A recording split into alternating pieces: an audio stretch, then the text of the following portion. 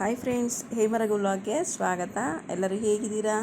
I hope ಎಲ್ಲರೂ ಚೆನ್ನಾಗಿದ್ದೀರಾ ಅಂದ್ಕೊಂಡಿದ್ದೀನಿ. ನಾನು ಕೂಡ ಚೆನ್ನಾಗಿದ್ದೀನಿ. ಇದೇನಪ್ಪ ಅಂದರೆ ಎಲ್ಲ ಮದುವೆ ಫಂಕ್ಷನ್ ಮೇಲೆ ಫಂಕ್ಷನ್ ಇರೋದ್ರಿಂದ ನಾನೊಂದು ವಾರದಿಂದ ವೀಡಿಯೋಸ್ ಅಪ್ಲೋಡ್ ಮಾಡೋಕ್ಕೆ ಆಗಲಿಲ್ಲ. ಇದೇ ಅರ್ಧಪ್ಪ ಮದುವೆ ಅಂದರೆ ನೀವು ಆಲ್ರೆಡಿ ನೋಡಿರ್ತೀರೋ ಬಟ್ಟೆ ಶಾಪಿಂಗು ಕೆಲವು ವೀಡಿಯೋಸ್ ಎಲ್ಲ ಹಾಕಿದ್ದೀನಿ. ನಮ್ಮ ಅಕ್ಕನ ಮಗಳದು ಮದುವೆ ಇದು ನಡೀತಾ ಇದೆ. ಇದು ಮೆಹಂದಿ ಶಾಸ್ತ್ರದ್ದು ನೋಡಿ, ಮೆಹಂದಿ ಹಾಕ್ಲಿಕ್ಕೋಸ್ಕರ ಮನೆಗೆ ಕರೆಸಿದ್ರು. ಬಟ್ ಅದೇ ಸ್ವಲ್ಪ ಟೈಮ್ ಇರಲಿಲ್ಲ ಅಂತೇಳಿ ನಮ್ಗೆ ಎಷ್ಟೇ ಟೈಮ್ ಇದು ಸಾಲ್ತಿರಲಿಲ್ಲ. ಯಾಕಂದರೆ ಇದು ದಿಢೀರಂತ ಬೇಗ ಬೇಗ ನಡೀತಿತ್ತು ಪ್ರೋಗ್ರಾಮ್ಸ್ ಎಲ್ಲ. ಹಾಗಾಗಿ ಬೇಗ ಬೇಗನೆ ಫಿಕ್ಸ್ ಆಯಿತು ಕೂಡ ಅಂತಲೇ ಹೇಳ್ಬೋದು ಮದುವೆ. ಹಾಗಾಗಿ ನಮ್ಗೆ ಏನು ಪರ್ಚೇಸ್ ಮಾಡಲಿಕ್ಕೆ ಆಗಲಿ ಏನಕ್ಕೆ ಆಗಲಿ ನಮ್ಗೆ ಟೈಮ್ ಇರಲಿಲ್ಲ. ಹಾಗಾಗಿ ಇವ್ರು ನೋಡಿ, ನನ್ನ ಮಗ ರಾಮರಾಜಲ್ಲಿ ಪಂಚೆನು ಮತ್ತು ಶರ್ಟ್ ತೊಗೊತಿಂದು ರಾಮರಾಜ್ ಕರ್ಕೊಂಬಂದ. ಬಟ್ ಆದರೆ ನನಗೆಲ್ಲ ಆಫ್ ವೈಟ್ ಕ್ರೀಮಿ ಮಿಲ್ಕ್ ಬರುತ್ತಲ್ಲ, ಆ ಕಲರ್ ಸಿಗಲಿಲ್ಲ. ಇದೊಂಥರ ಇದು ವೀಡಿಯೋದಲ್ಲೇ ಬೇರೆ ಕಲರ್ ಕಾಣಿಸ್ತಾ ಇದೆ. ಇದು ಬಂದು ಬೇಬಿ ಪಿಂಕ್ ಅಂತ ಹೇಳ್ಬೋದು, ಆ ಕಲರ್ ಇದು. ಆದರೆ ನನಗೆ ಇದು ಇಷ್ಟನೇ ಆಗ್ತಾಯಿಲ್ಲ. ಅಲ್ಲಿ ತೋರಿಸಿದ್ದು ಯಾವ ಕಲರ್ ಇಷ್ಟ ಆಗಲಿಲ್ಲ. ಅವ್ನು ಕೇಳ್ತಿದ್ದಾನೆ ಆಫ್ ವೈಟು ಮಿಲ್ಕ್ ಕಲರ್ ಬರುತ್ತೆ ನೋಡಿ, ಕ್ರೀಮ್ ಕಲರ್, ಆ ಥರ ಕೇಳ್ತಿದ್ದಾನೆ. ಬಟ್ ಆ ಥರದ್ದು ಅವ್ನು ಸಿಗಲೇ ಇಲ್ಲ. ಹಾಗಾಗಿ ಅದನ್ನು ಹಾಕಿ ಅವ್ನು ಟ್ರೈ ಮಾಡಿ ಎಷ್ಟೇ ಫೋರ್ಸ್ ಮಾಡಿದ್ರು ಬೇಡ ನನಗೆ ಇಷ್ಟ ಇಲ್ಲ ಅಂತ ತೊಗೊಳ್ಳಿಲ್ಲ. ಇದು ನಾನು ಆಮೇಲೆ ಇಲ್ಲಿ ವಿಜಯನಗರಲ್ಲೇ ಮೆಹಂದಿ ಹಾಕ್ಸ್ಕೊತಾ ಇದ್ದೀನಿ. ಯಾಕಂದರೆ ಮನೇಲಿ ತುಂಬ ಜನ ಮೆಹಂದಿ ಹಾಕ್ಸ್ಕೊಳ್ಳೋರಿದ್ರು. ಎಲ್ಲರಿಗೂ ಟೈಮ್ ಸಾಲಲ್ಲ ಅಂತೇಳಿ ಇವರಂದರೆ ತುಂಬ ಪ್ರೊಫೆಷ್ನಲ್ಲೇ ಅಂತಲೇ ಹೇಳ್ಬೋದು. ಇವರು ತುಂಬ ಚೆನ್ನಾಗಿ ಆಗ್ತಾಯಿದ್ರು. ಬೇಗ ಒಂದು ಇಷ್ಟು ಎರಡು ಕೈಗೆ ಅರೇಬಿಕ್ ಡಿಸೈನು ಒಂದು 10 to 12 ಮಿನಿಟ್ಸಲ್ಲೇ ಹಾಕ್ಬಿಟ್ರು ಅಂತ ಹೇಳ್ಬೋದು. ಇಬ್ಬರು ಕುತ್ಕೊಂಡು ನೋಡಿ, ಆ ಕೈಗೊಬ್ಬರು ಈ ಕೈಗೊಬ್ಬರು ಹಿಂದೆ ಮುಂದೆ ಪೂರ್ತಿ ಹಾಕ್ಸ್ಕೊಂಡೆ. ನಂಗೆ ಅದು ತುಂಬ ಖುಷಿ ಆಯಿತು. ನಾನು ಲಾಸ್ಟ್ ಟೈಮ್ ಹಾಕ್ಸ್ಕೊಂಡಿದ್ದು ನನ್ನ ಮದುವೆಲೇ ಇಷ್ಟು ದೊಡ್ಡದು ಹಾಕ್ಸ್ಕೊಂಡಿದ್ದು. ಮಾಮೂಲಿ ಚಿಕ್ಕದಾಗಿ ನಾವೇ ಬರೋಗಿ ಬಿಟ್ಕೊತಾ ಇದ್ವು ಅಷ್ಟೇ, ನಾನು ಯಾವಾಗಲೂ ಹಾಕ್ಸಿರ್ಲಿಲ್ಲ. ಹಾಗಾಗಿ ಈ ಸಲ ಹಾಕ್ಸ್ಕೊಳ್ಳೋಣ ಅಂತೇಳಿ ಇಲ್ಲ ಮನೇಲೇ ಕರೆಸಿದ್ರು ಮೆಹಂದಿ ಹಾಕ್ಸೋರ್ನು ಕೂಡ. ಬಟ್ ಅದೇ ಮನೇಲೇ ತುಂಬ ಜನ ಇದ್ದರು ಮೆಹಂದಿ ಹಾಕ್ಸ್ಕೊಳ್ಳೋಕ್ಕೆ. ಮತ್ತು ಇನ್ನು ಪರ್ಚೇಸಿಂಗು ಸೆಟ್ಸು ಹುಡುಗಿಗೆ ಏನೇನೋ ತುಂಬ ಆಯಿತು. ಇದು ಬಂದು ಬುಧವಾರ ನಾನು ಮೆಹಂದಿ ಹಾಕ್ಸ್ಕೊತಾರದು, ಗುರುವಾರ ಅಲ್ಲ ಶುಕ್ರವಾರ ಮದುವೆ ಇರೋದು. ಹಾಗಾಗಿ ಯಾವುದೂ ಕೂಡ ಟೈಮ್ ಇರಲಿಲ್ಲ. ಮನೇಲಿ ಹಾಕ್ಸ್ಕೊಳ್ಳೋಣ ಅಂದರೆ ಇನ್ನೂ ತುಂಬ ಟೈಮ್ ಆಗುತ್ತೆ, ಇನ್ನೂ ತುಂಬ ಕೆಲಸಗಳಿದೆ, ಇನ್ನೂ ಪರ್ಚೇಸಿಂಗ್ ಮಾಡಬೇಕಿತ್ತು ನೋಡಿ. ಇದೆಲ್ಲ ಮುಗಿಸ್ಕೊಂಡು ನಾವು ಸ್ವಲ್ಪ ಡಾಪ್ ತೊಗೋಬೇಕಿತ್ತು. ಡಾಪ್ ಸ್ವಲ್ಪ ಕಿತ್ತೋಗಿತ್ತು, ಈಗ ಬೇರೆ ತೊಗೊಳ್ಳೋಣ ಅಂದರೆ ಆಗಲೆಲ್ಲ ಕ್ಲೋಸಿಂಗ್ ಆಗ್ತಾಯಿದೆ. ಆಗಲೂ ಕೂಡ ಯಾವುದೋ ಒಂದು ತೊಗೊಂಡು ಬೇಗ ಬೇಗ ಅರ್ಜೆಂಟ್ಗೆ ಎಲ್ಲ ತೊಗೊಂಡು ಮನೆಗೆ ಹೋದ್ವು. ಇದು ಬಂದು ಗುರುವಾರ ಬೆಳಗ್ಗೆ ನಾವು ಬುಧವಾರ ನೈಟೇ ಗುರುವಾರ ಬೆಳಗ್ಗೆ ನಮ್ಮ ಮನೆಗೆ ಬಂದು ಎಲ್ಲ ರೆಡಿಯಾಗಿ ನಮ್ಮೆಲ್ಲ ಪೂಜೆ ಎಲ್ಲ ಮಾಡಿ ಎಲ್ಲ ಕೆಲಸ ಮುಗಿಸಿ ಮತ್ತು ಪ್ಯಾಕಿಂಗ್ ಎಲ್ಲ ಮಾಡಿ ಎಲ್ಲ ಹೋಗೋಣ ಅನ್ನೋಷ್ಟು ನನ್ನ ಮಗನ ಬಟ್ಟೆ ಸೆಟ್ ಆಗಿರಲಿಲ್ಲವಲ್ಲ. ಹಾಗಾಗಿ ಗೋಪಾಲನ್ ಮೇಲೆ ಜುಡಿಯೋದು ಬಂದ್ವಿ. ಅಲ್ಲಿ ನಾನು ತೊಗೊಂಡ ಈ ಥರ ಟೀ ಶರ್ಟ್ಸು ಮತ್ತು ಪ್ಯಾಂಟ್ಸ್ ಎಲ್ಲ ತೊಗೊಂಡ. ತುಂಬ ಚೆನ್ನಾಗಿತ್ತು. 2 ಸೆಟ್ಸ್ ತೊಗೊಂಡ, ಒಂದು ರಿಸೆಪ್ಷನ್ಗೆ ಅಂತೇಳಿ, ಒಂದು ದಾರಾಮುಹೂರ್ತಿಗೆ ಅಂತೇಳಿ ತೊಗೊಂಡ. ತುಂಬ ಚೆನ್ನಾಗಿ ಕಾಣಿಸ್ತದೆ. 2 ಡ್ರೆಸ್ ಕೂಡ ಎಲ್ಲರಿಗೂ ತುಂಬ ಚೆನ್ನಾಗಿ, ಅವನಿಗಂತೂ ತುಂಬ ಚೆನ್ನಾಗಿ ಕಾಣಿಸ್ತೈತೆ, ಎಲ್ಲರೂ ತುಂಬ ಚೆನ್ನಾಗಿ ಕಾಣಿಸ್ತದೆ ಅಂತಲೇ ಹೇಳಿದ್ರು. ತುಂಬ ಒಳ್ಳೆ ಸೆಲೆಕ್ಷನ್. ಇನ್ಯಾವುದೋ ಪ್ಯಾಂಟು ಒಂದು ಸೆಲೆಕ್ಟ್ ಮಾಡ್ಕೊಂಡಿದ್ದೆ, ಅದು ನಮ್ಮ ಯಜಮಾನಿಗೆ ಇಷ್ಟ ಆಗಲಿಲ್ಲ. ಹಾಗಾಗಿ ಮಾಮೂಲಿ 2 ಪ್ಯಾಂಟ್ಸು, 1 ಟೀ ಶರ್ಟು, ಒಂದು ಶರ್ಟ್ ತೊಗೊಂಡ. ಅವನಿಗೆ ಮಾತ್ರ ಮಸ್ತಾಗಿ ಕಾಣಿಸ್ತಾಯಿತ್ತು. ಮುಂದೆ ಹಾಕ್ತೀನಿ ನೋಡಿ ಫೋಟೋಸ್ ವೀಡಿಯೋಸು, ಹೇಗೆ ಕಾಣಿಸ್ತಾಯಿದ್ದಾನೆ ಅಂತ ಕಮೆಂಟ್ಸ್ ಮೂಲಕ ತಿಳಿಸಿ, ಮತ್ತು ಲೈಕ್ ಕೂಡ ಕೊಡ್ಬೋದು ನೀವು. ಇದೆಲ್ಲ ಪರ್ಚೇಸಿಂಗ್ ಎಲ್ಲ ಮುಗಿಸ್ಕೊಂಡು ನಾವು ಅಕ್ಕನ ಮನೆಗೆ ಮಧ್ಯಾಹ್ನ ಹೋದ್ವು. ನಾವು ಗುರುವಾರ ಬೆಳಗ್ಗೆ ಎದ್ದೋಗಿದ್ದಕ್ಕೆ ಗುರುವಾರ ಮಧ್ಯಾಹ್ನ ಎಲ್ಲ ನಮ್ಮ ಮನೇಲೆಲ್ಲ ಕೆಲಸ ಮುಗಿಸಿ ಪರ್ಚೇಸಿಂಗ್ ಎಲ್ಲ ಮುಗಿಸ್ಕೊಂಡು ಅಕ್ಕನ ಮನೆಗೆ ಬರೋ ತನಕ ಅಕ್ಕ ಟೈಮ್ ಆಯಿತು ಬನ್ನಿ ಅಂತ ಎಷ್ಟೋ ಶಾಸ್ತ್ರಗಳನ್ನ ಮಿಸ್ ಮಾಡಿಕೊಂಡೆ ಅಂತಲೇ ಹೇಳ್ಬೋದು. ಯಾಕೆಂದರೆ ನಮಗೂ ಕೆಲಸ ಇದೆ, ಏನು ಅಂತಲೇ ಗೊತ್ತಾಗಲಿಲ್ಲ, ತುಂಬ ಕೆಲಸಗಳಿತ್ತು. ಬಳೆ ಶಾಸ್ತ್ರನೂ ಕೂಡ ನನ್ನ ಹೋಗೋಷ್ಟೆಲ್ಲ ಆಗೋಗ್ಬಿಟ್ಟಿತ್ತು. ಹಾಗಾಗಿ ನಾನು ಹೋಗಿದ ತಕ್ಷಣ ಬಳೆ ಹಾಕಿಸ್ಕೊಂಡೆ. ಮತ್ತು ಇನ್ನು ಮಿಕ್ಕಿದೆಲ್ಲ ಏನೇನಿರುತ್ತೆ, ಅವರು ಹೆಣ್ಣು ಹುಡುಗಿ ಮನೆ ಬಿಡಬೇಕಾದ್ರೆ, ತವ್ರ ಮನೆ ಬಿಡಬೇಕಾದ್ರೆ ಏನೇನು ಶಾಸ್ತ್ರ ಇರುತ್ತೆ ಎಲ್ಲ ನಡೆಸ್ತಾಯಿದ್ರು. ಮತ್ತು ಮದುವೆ ಹೆಣ್ಣು ಕೂಡ ನಾವು ರೆಡಿ ಮಾಡ್ತಾಯಿದ್ವು. ಯಾಕೆಂದರೆ ನಾವು ತುಂಬ ದೂರ ಹೋಗಬೇಕಿತ್ತು, ಟಿ ನರಸೀಪುರ ಹೋಗಬೇಕಿತ್ತು. 3 hours ಜರ್ನಿ ಇರೋದ್ರಿಂದ ನಾವು ಮಧ್ಯಾಹ್ನನೇ ಬಿಟ್ಟು, ಯಾಕಂದರೆ ರಿಸೆಪ್ಷನ್ ನೈಟ್ ಇರಲಿಲ್ಲ, ಒನ್ ಡೇ ಮದುವೆ ಅಷ್ಟೇ. ಇದು ಬೆಳಗ್ಗೆ ದಾರ ಮುಹೂರ್ತ, ಮಧ್ಯಾಹ್ನಕ್ಕೆ ರಿಸೆಪ್ಷನ್ ಇತ್ತು. ಇಂಥ ಸಿಂಪಲ್ ಅಲ್ಲ, ಇಂಥ ಗ್ರ್ಯಾಂಡು ಅಲ್ಲ ಅಂತಲೇ ಹೇಳ್ಬೋದು, ಆ ಥರ ಮದುವೆ ಇದು. ಹಾಗಾಗಿ ನಾವೇನು ಮಾಡಿದ್ವು ಅಂದರೆ, ಇಲ್ಲಿ ಮಧ್ಯಾಹ್ನ ಬಿಡೋಣ 3 ಗಂಟೆಗೆಲ್ಲ ಅಂತ ಪ್ಲ್ಯಾನ್ ಇತ್ತು, ರಾಹುಗಾಲ ಕಳೆದ್ಮೇಲೆ. ಬಟ್ ಏನು ಮಾಡೋದು, ನಾವು ಎಲ್ಲ ಮನೆ ಕೆಲಸ ಮುಗಿಸ್ಕೊಂಡು ಎಲ್ಲ ಪರ್ಚೇಸಿಂಗ್ ಮುಗಿಸ್ಕೊಂಬರೋ ತನಕನೇ 3 ಗಂಟೆ ಆಗೋಯಿತು. ನಾವು ಮನೆ ಬಿಡೋ ತನಕನೇ 4:15 5 ಗಂಟೆ ಆಯಿತು. ಆದರೆ ಹುಡುಗಿನ ಸ್ವಲ್ಪ 4 ಗಂಟೆಗೆಲ್ಲ ಬೇಗ ನಾವು ಕಾರಲ್ಲಿ ಮೂವ್ ಮಾಡಿಸಿ ನಾವು ಆಮೇಲೆ ಹಿಂದೆನೇ ಹೋದ್ವು. ನೋಡಿ, ಯಾವುದೇ ಹೆಣ್ಮಕ್ಳಿಗಾದರೂ ಅಷ್ಟೇ, ಅವ್ರು ಹಾಡಿ ಬೆಳೆದಿರೋ ಮನೇನ ಬಿಟ್ಟು ಹೋಗ್ತಿದ್ದೀವಿ, ಬಂದು ಹೋಗ್ಬೋದು. ಬಟ್ ಆದರೆ ನಮ್ಮದು ಅನ್ನೋದೊಂದು ಹೊರ್ಟೋಗ್ಬಿಡುತ್ತೆ ನೋಡಿ. ಅದೊಂದು ಕೊನೆ ಕ್ಷಣಗಳನ್ನ ನೋಡೋಕ್ಕೆ ಆಗಲ್ಲ. ಎಲ್ಲರ ಕಣ್ಣಲ್ಲೂ ನೀರು ತುಂಬಿಕೊಂಡಿತ್ತು. ಏಕೆಂದರೆ ಇದೊಂಥರ ಅವಳು ಹುಟ್ಟು ಬೆಳೆದಿದ್ರು ಅವಳ ಮನೆಯೇ ಆದ್ರೂ ಕೂಡ ಇನ್ನೊಂದು ಸಲ ಮದುವೆ ಆಗಿ ಬಂದಾಗ ಇದು ತಾಯಿ ಮನೆ, ತವ್ರ ಮನೆ ಅಂತ ಒಂದು ಬಂದ್ಬಿಡುತ್ತೆ. ಎಲ್ಲ ಪ್ರತಿಯೊಂದು ಹೆಣ್ಮಕ್ಳಿಗೂ ಇದು ಒಂದು ನೋವೋ ಖುಷಿನೋ ಗೊತ್ತಿಲ್ಲ, ಅದೊಂದು ಇದ್ದೇ ಇರುತ್ತೆ. ಅವೆಷ್ಟೇ ಚಿಕ್ಕದಿಂದ ಆಡಿ ಬೀಳೋದು ಏನೇ ಮಾಡಿದ್ರು ಕೂಡ ಮದುವೆ ಆದೋದ್ಮೇಲೆ ಅದು ತವ್ರ ಮನೆ ಆಗುತ್ತೆ. ಅವ್ರು ಯಾವ್ದು ಮದುವೆ ಆಗಿ ಹೋಗ್ತಾರೆ ಆ ಮನೆ ಅವ್ರ ಮನೆ ಆಗುತ್ತಲ್ವ. ಹಾಗಾಗಿ ಸ್ವಲ್ಪ ನೋವು ಆಗೇ ಆಗುತ್ತೆ, ಬಟ್ ಏನೂ ಮಾಡೋಕ್ಕಾಗಲ್ಲ. ಯಾವುದೇ ಹೆಣ್ಮಕ್ಳಾದರೂ ಒಂದಿನ ಮತ್ತೊಂದು ಮನೆಗೆ ಹೋಗಲೇಬೇಕು, ಆ ಮನೆ ದೀಪ ಬೆಳಗಲೇಬೇಕಲ್ವ. ಹಾಗಾಗಿ ನಾವು ಇದೆಲ್ಲ ಮುಗಿಸ್ಕೊಂಡು ನೈಟ್ ನಾವು ಬಂದವು.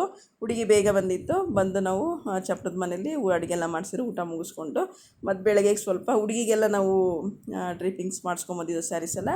ಬಟ್ ನಮಗೆ ಸ್ವಲ್ಪ ಮಾಡಿಟ್ಕೊಂಬಿಡೋಣ, ಯಾಕೆಂದರೆ ನಮಗೆ ಟೈಮೇ ಇಲ್ಲ ಅಂತ ಹೇಳೋದಲ್ಲ. ನಾವು ಸೀರೆ ಪರ್ಚೇಸಿಂಗ್ ಮಾಡಿದ್ದು ತುಂಬ ಲೇಟ್ ಆಯಿತು. ಅವ್ರು ಸ್ಟಿಚ್ ಮಾಡಿ ನಮಗೆಲ್ಲ ಕೊಡೋ ತನಕ ಎಲ್ಲ ಗುರುವಾರ ಮಾರ್ನಿಂಗೇ ನಮ್ಗೆ ಕೊಟ್ಟಿದ್ದು. ಹಾಗಾಗಿ ನಾವೇನು ಸ್ಯಾರೀಸ್ ಕೂಡ ಏನೂ ರೆಡಿ ಮಾಡ್ಕೊಳ್ಳಿಕ್ಕಾಗಲಿಲ್ಲ. ಮತ್ತು ನೈಟ್ ನಮಗೆ ಚೌಟ್ರಿಲಿ ಟೈಮ್ ಇತ್ತಲ್ಲ, ಹಾಗಾಗಿ ರೂಮ್ಗಳಲ್ಲಿ ನಾವು ಸ್ಯಾರೀಸ್ ಎಲ್ಲ ಪಿನ್ ಮಾಡಿ ಎಲ್ಲ ರೆಡಿ ಮಾಡಿಕೊಂಡ್ರೆ ಬೆಳಗ್ಗೆಗೆ ಈಸಿ ಆಗುತ್ತೆ ಅಂತೇಳಿ ಒಬ್ಬರಾದ್ಮೇಲೆ ಒಬ್ಬರು ಸ್ಯಾರೀಸ್ನೆಲ್ಲ ನಾವು ರೆಡಿ ಮಾಡಿಟ್ಕೊಂಡು ನಮ್ಗೆ ಏನೇನು ಬೇಕು ಅದನ್ನೆಲ್ಲ ರೆಡಿ ಮಾಡಿ ಇಟ್ಕೊತಾ ಇದ್ದೀವಿ.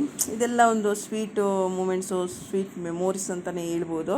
ಯಾಕೆಂದರೆ ನಾವು ಮಕ್ಕಳು ಮರಿ ಎಲ್ಲ ಸೇರ್ಕೊಂಡಿದ್ದೀವಿ ನೋಡಿ. ಹುಡುಗಿ ಕಾಲಿಗೆ ಮೆಹಂದಿ ಹಾಕ್ಸೋಕ್ಕಾಗಿರಲಿಲ್ಲ, ಅಲ್ಲಿ ಹಾಕಿಸ್ಕೊತಾ ಇದ್ದಾಳೆ ಅವಳು. ಕೈಗೆಲ್ಲ ಹಾಕ್ಸ್ಕೊಂಡಿದ್ಲು, ಕಾಲಿಗೆ ಮಾತ್ರ ಹಾಕ್ಸ್ಕೊಳಕ್ಕಾಗಿರಲಿಲ್ಲ, ಕಾಲಿಗೆ ಹಾಕ್ಸ್ಕೊಂಡು.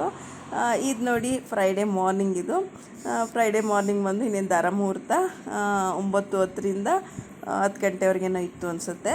ಬಟ್ ಆದರೆ ಅಷ್ಟು ಬೇಗ ರೆಡಿ ಆಗಬೇಕು ಅಂತೇಳಿ ನಾವೇನು ಮಾಡಿದೆ, ನಮ್ಮ ಅಕ್ಕನಿಗೆ ಫಸ್ಟ್ ರೆಡಿ ಮಾಡ್ತಿದ್ವಿ. ಯಾಕಂದರೆ ಹುಡುಗಿ ತಾಯಿಗೆ, ಯಾಕೆಂದರೆ ಬೇರೆ ಯಾರಿಗಾರು ಟೈಮ್ ಸಿಗುತ್ತೆ, ಹುಡುಗಿ ತಾಯಿ ತಂದೆಗೆ ಹುಡುಗಿ ತಾಯಿ ತಂದೆಗೆ ಟೈಮೇ ಸಿಕ್ಕಲ್ಲ. ಒಂದ್ಸಲಿ ಶಾಸ್ತ್ರ ಸಂಬಂಧಗಳು ಅಂತ ಶುರು ಆದರೆ ಅವರಲ್ಲೇ ಬ್ಯುಸಿಯಾಗಿ ಹೋಗ್ಬಿಡ್ತಾರೆ. ಹಾಗಾಗಿ ಫಸ್ಟೇ ನಿಮ್ಗೆ ರೆಡಿ ಮಾಡೋಣ ಅಂತೇಳಿ ಫಸ್ಟು ಹುಡುಗಿ ತಾಯಿಗೆ ರೆಡಿ ಮಾಡ್ತಾಯಿದ್ದೀವಿ. ನೋಡಿ ಅದೊಂದು ಎಕ್ಸ್ಪೀರಿಯೆನ್ಸ್ ಅಂತ ಹೇಳ್ಬೋದು. ಆವಾಗ ರೆಡಿ ಆಗಿಲ್ಲ ಅಂದರೆ ಅವ್ರಿಗೆ ಅವಕಾಶನೇ ಸಿಗ್ತಿಲ್ಲ ರೆಡಿ ಆಗಲಿಕ್ಕೆ. ಕರಿತಾನೆ ಇದ್ರು ಹೊರಗಡೆ, ಆ ಶಾಸ್ತ್ರ ಈ ಸಂಬಂಧ ಅಂತೇಳಿ. ಹಾಗಾಗಿ ಅವ್ರಿಗೆ ರೆಡಿ ಮಾಡಿ ಕಳಿಸ್ತಾ ಇದ್ದೀನಿ. ಇದು ನೋಡಿ ನಮ್ಮ ಯಜಮಾನ ಮಲ್ಕೊಂಬಂದು ತುಂಬ ಕಾಮಿಡಿ ಮಾಡ್ತಾಯಿದ್ದಾರೆ, ಎಲ್ಲ ನಗ್ತಾ ಇದ್ದಾರೆ. ಅಯ್ಯೋ ನನಗೆ ಇನ್ನೂ ನಿದ್ದೆ ಮುಗ್ದಿಲ್ಲ, ನನಗಿನ್ನೂ ನಿದ್ದೆ ಆಗ್ತಾಯಿದೆ ಅಂತ ಹೇಳ್ತಾಯಿದ್ದಾರೆ.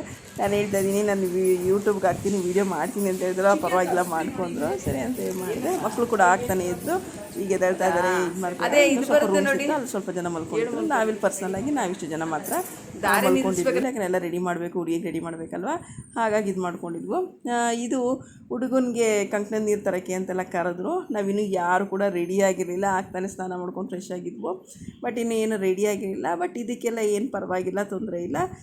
ಬಂದು ನೀರು ತಂದು ಆಮೇಲೆ ಕೂಡ ರೆಡಿ ಆಗ್ಬೋದು ಅಂತ ಹೇಳಿದ್ರು. ಹಾಗಾಗಿ ನಾವು ಸುಮ್ಮನೆ ಮುಖ ತೊಗೊಂಡು ನೀರು ತರೋಣ ಅಂತ ಹೋದ್ರು. ಇದು ಕಂಕಣದ ನೀರು ಅಂತ ಬೆಳಗ್ಗೆ ಟೈಮ್ ತರ್ತಾರಲ್ವ, ಅದು ಕಂಕಣ ಕಟ್ಟಲಿಕ್ಕೆ ಅಂತ. ನೈಟ್ ಮಾಡೋಣ ಅಂದರೆ ನೈಟ್ ಯಾರಿಗೂ ಆಗಲಿಲ್ಲ. ಹಾಗಾಗಿ ಎಲ್ಲ ಅರ್ಲಿ ಮಾರ್ನಿಂಗೆ 4 ಗಂಟೆಗೆ ಎದ್ದು ಎಲ್ಲ ಒಬ್ಬೊಬ್ಬರು ರೆಡಿಯಾಗಿ ಮಾಡ್ಕೊತಾ ಇದ್ವಿ.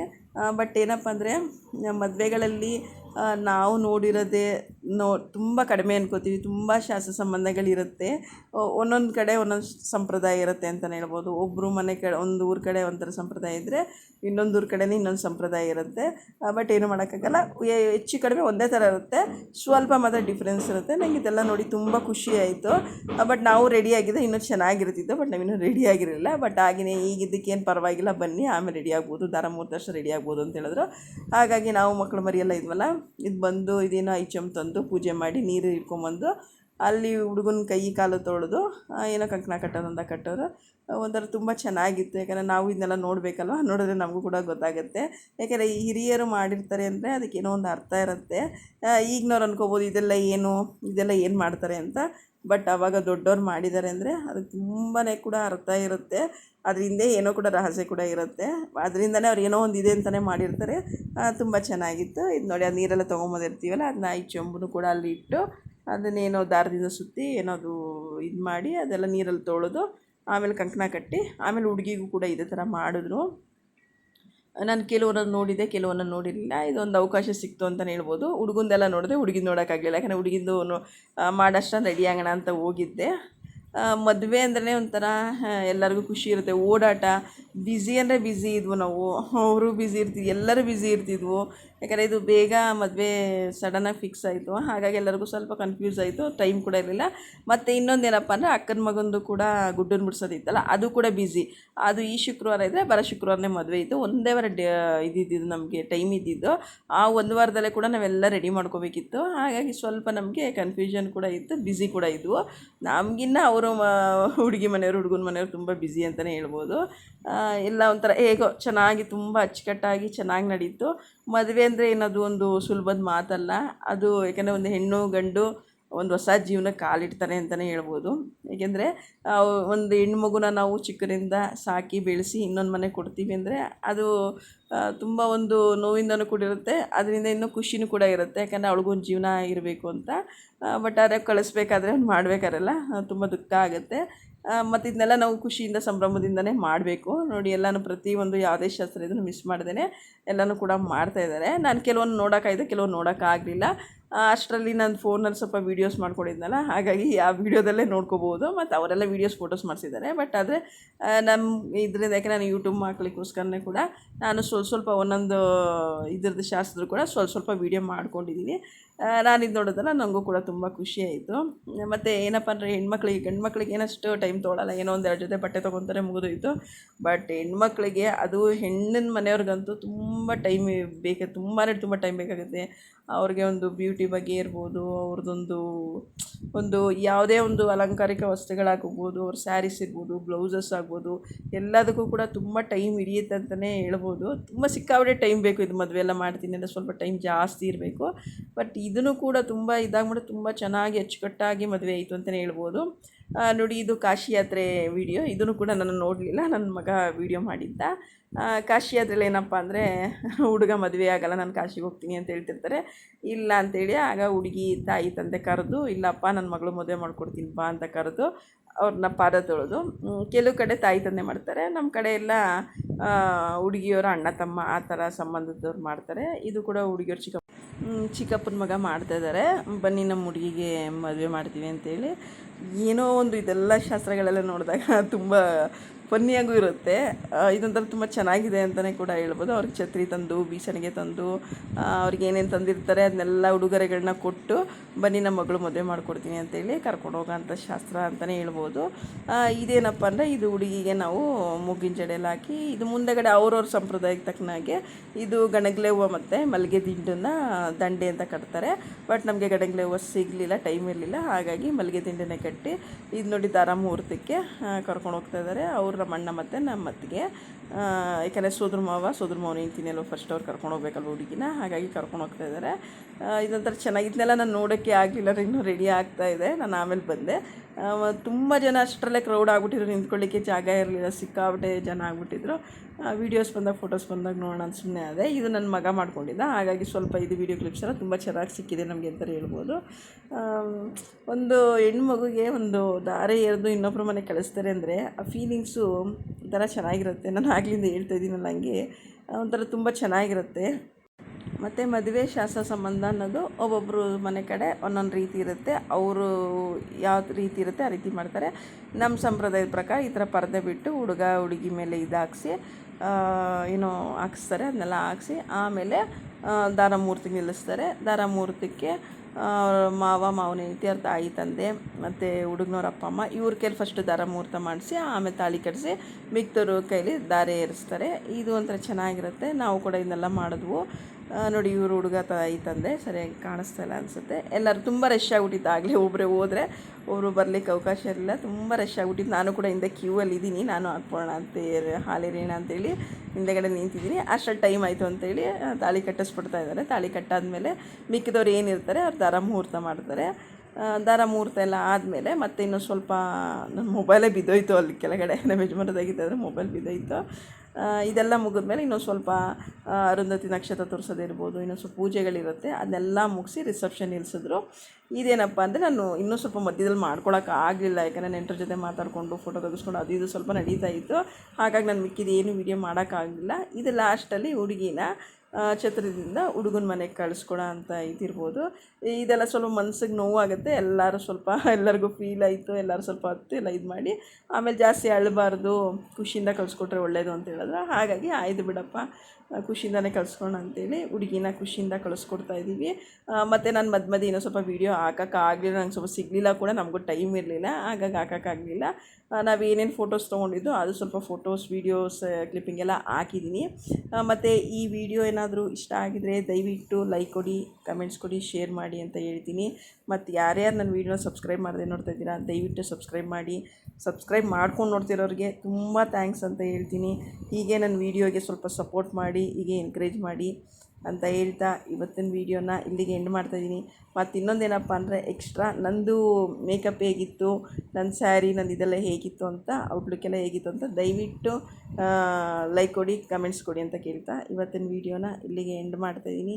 ಇನ್ನೂ ಸ್ವಲ್ಪ ಫೋಟೋ ಕ್ಲಿಪ್ಪಿಂಗ್ಸ್ ಇದೆ, ನೋಡ್ತಾ ಬನ್ನಿ. ಇನ್ನೂ ಸಿಗುತ್ತೆ, ಇನ್ನೂ ಸ್ವಲ್ಪ ಇದೆ, ನೋಡ್ತೀನಿ. ಇನ್ನೊಂದ್ಸಲ ಟೈಮ್ ಸಿಕ್ಕಿದಾಗ ಇನ್ನೂ ಸ್ವಲ್ಪ ವೀಡಿಯೋಸ್ ಅದೇ ನೋಡಿ. ನನ್ನ ಮಗ ರಾಜಕಾರಣಿ ಥರ ಹಾರ ಇರುತ್ತೆ ನೋಡಿ, ಹುಡುಗಿದು ಹಾರ ಹಾಕ್ಕೊಂಡು ಗ್ಲಾಸ್ ಹಾಕ್ಕೊಂಡು ಹಾಗೆ ಹೀಗೆ ಅಂತೆಲ್ಲ ಲಾಸ್ಟಲ್ಲೆಲ್ಲ ಚೌಟ್ರಿ ಖಾಲಿ ಆದಮೇಲೆ ಕಾಮಿಡಿ ಮಾಡ್ತಾಯಿದ್ದಾನೆ. ಇವಳು ಬಂದ ಅಣ್ಣನ ಮಗಳು ಚಿಕ್ಕವಳು, ಎಲ್ಲ ಸೇರಿಕೊಂಡು ಮಕ್ಕಳು ಟೋಟಲಾಗಿ ಹೇಳ್ಬೇಕಂದ್ರೆ ತುಂಬ ಚೆನ್ನಾಗಿ ಎಂಜಾಯ್ ಮಾಡೋದು. ಆ ದಿನ ಮತ್ತೆ ಮಿಸ್ ಮಾಡ್ಕೊಳ್ತಾ ತುಂಬ ಚೆನ್ನಾಗಿತ್ತು ಅಂತೇಳಿ. ಮತ್ತು ಇದೆಲ್ಲ ಮೆಮೊರೀಸ್ ಅಲ್ವಾ, ಹಾಗಾಗಿ ತುಂಬ ಚೆನ್ನಾಗಿತ್ತು ಅಂತ ಹೇಳ್ತಾ ಇವತ್ತಿನ ವೀಡಿಯೋನ ಇಲ್ಲಿಗೆ ಎಂಡ್ ಮಾಡ್ತಾಯಿದ್ದೀನಿ. Thank you, tata, bye bye, bye friends.